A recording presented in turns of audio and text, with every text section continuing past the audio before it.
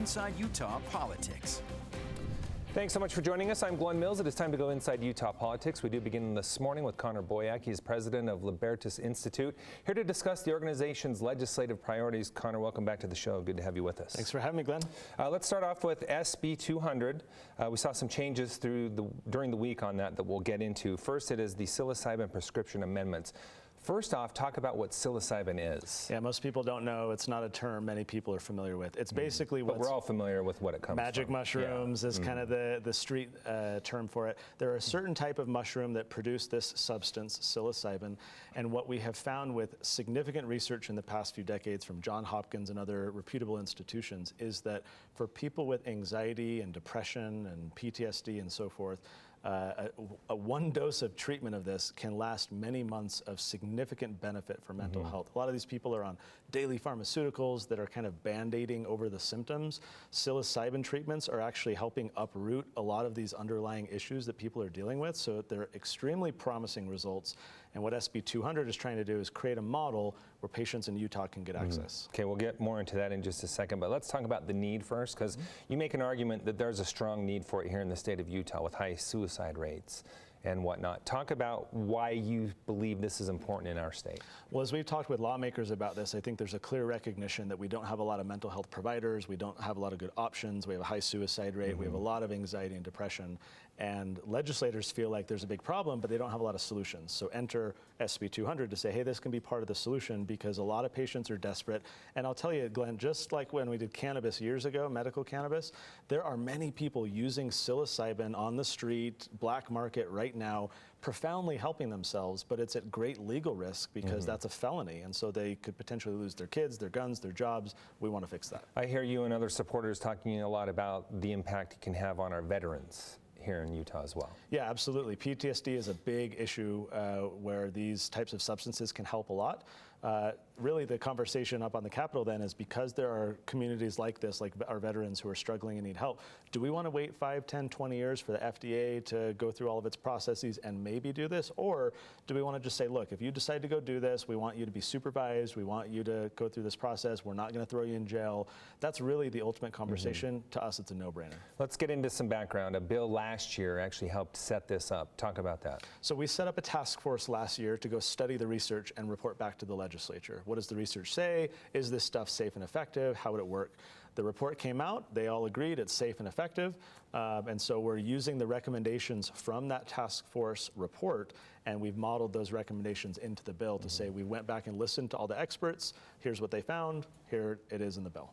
On Wednesday, you held a press conference talking about the bill and some changes. Get us up to speed on what the latest is. So we started with the medical cannabis law that we have, because we negotiated that with a lot of the other stakeholders who really initially opposed what we did with Prop 2.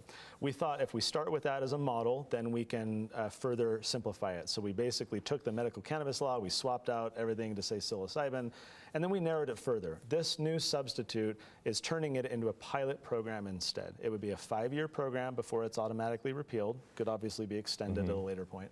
5,000 patients total, and only a couple growers in the state. So let's limit this, let's put eyeballs on it, let's see if people are being helped, and then let's see if the sky falls and there's all these other societal consequences that we can't anticipate right now. But let's at least have a path forward for a few Utahns who are really in need to not feel like they have to go become criminals just because they're trying to improve their mental health. What kind of support are you seeing for this? You mentioned medical marijuana. It took years to really get to the point where that was able to pass. So what are you seeing right now? Well, because we have stayed within the confines of that negotiated law, there's a lot more comfort with it than if we came out with this big proposal. So, for example, the LDS Church, who was one of the big stakeholders in medical cannabis, they're neutral on this particular proposal right now. The Utah Medical Association does oppose the bill. That's no surprise. They want us to just wait for the FDA, which we're not going to do. But there are so many patients groups and advocates who recognize that this is critical. So this is a patient-driven thing. Utah Patients Coalition and other groups supporting this, because there are a lot of advocates in the community who are already doing this illegally and just want to be able to come up above board and not have the legal consequences. We're running down to the last few weeks here. I know it really only takes days to get something done if you really want to, but we are starting to run up against the clock. Are you confident you have enough time to get everyone that you would need on board? Yeah, the hour is late. We're still hopeful. This may roll over into next year. And if it does, ultimately that's fine, because as you point out, cannabis took us a while. And also with cannabis, we were like the 30th state or something like that to do it. Utah would be the first state doing this model. There's 2 states that have decriminalized, but Utah would be the first state to legalize. So when you're asking a state to be first, it does take time to make everyone comfortable, figure out all the kinks. So if this takes us 2 years, so be it. Another thing you're working on is micro schools. This is specifically SB 166. Talk about first what a micro school is. So we saw during the pandemic what were called pandemic pods. A teacher who their school was shut down, they would say, oh, I can charge a few families in my neighborhood a few $1,000s. I'll teach all their kids. I don't have to deal with bureaucracy. I can just do what I love, which is teaching. So we had these pandemic pods popping up, or say that 10 times fast, popping up all around the country.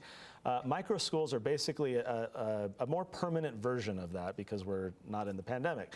So a micro school is basically a tiny private school. It could be 1 or 2 or 5 teachers. Usually there's a leased building. There's maybe 30 to 50 kids there. So it's just on a smaller scale where the teachers are often the owners, and there's a little bit more of a buy-in and a lot less bureaucracy, so that they can just teach and inspire the kids they love. And really this comes down to a zoning issue that you're trying to address. Yes, SB 166 is really trying to tell the cities, look, you guys don't know what these are all new. Let's create a statewide standard. Let's be inviting of these schools and not try and impose a lot of regulatory barriers. We would be the first state to do this, but it's a big problem. There's a guy in St. George who's spent over $150,000 in legal fees battling the city just to even open his school. So we're trying to provide the cities a lot of clarity about what is or is not allowed, to take the decision making away in a sense, so that they can just more regularly approve these and we can get a lot of these schools opened up. Okay, geofencing warrants. There's a bill that would place restrictions on those. House Bill 57. First off, talk about what a geofence warrant even is. So the simple example is January 6th, when the FBI wanted to figure out who all was at the Capitol that day. They literally drew a map around the Capitol building and gave it to Google and Verizon and said, we want to know everyone who was here within this map. That's called a geofence, when you draw a map and you identify the cell phones or devices that were there. That's how they were able to find all those people, lock them all up, prosecute them all. So law enforcement is now regularly doing this on a whole host of crimes, where they're going to these companies and saying, we want to know where Connor was 6 months ago on a Saturday afternoon. And these companies have our historical data, our location data, for years, forever.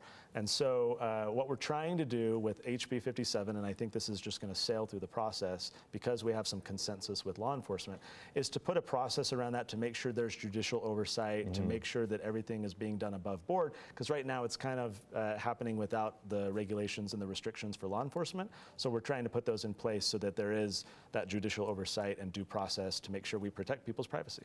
Yeah, that's an issue. I mean, we've seen multiple crimes solved this way, even murders, kidnappings, and whatnot. So a lot of people would say that's a good thing. You're just saying they need to do it in the right way. We could solve many more crimes if the Fourth Amendment didn't exist and cops didn't have to go talk to judges, right? We could solve more crimes, sure. But it's a balance. The Fourth Amendment is there for a reason. And so as with all other things, we want there to be balance on geofences. This bill does not ban them. It doesn't say you can't do them. It just tells law enforcement, if you want to do them, you got to follow this process and have a judicial oversight to make sure that we're protecting privacy. Okay. And you obviously mentioned a big part of that is that you do have law enforcement organizations on board with this. Yeah, we've been primarily negotiating with the Attorney General's office, but through them, other law enforcement. And I think we've arrived at a point that they recognize that judicial oversight is important and necessary. And so we've just had to thread the needle a little bit. But obviously, when bills have consensus, they sail through the process a bit more. And that's the case with this one. Yeah. Okay. There's many more bills we could talk about, but we've run out of time. I appreciate you being here. Thanks so much. Glenn. You bet. Still to come, another Republican contender.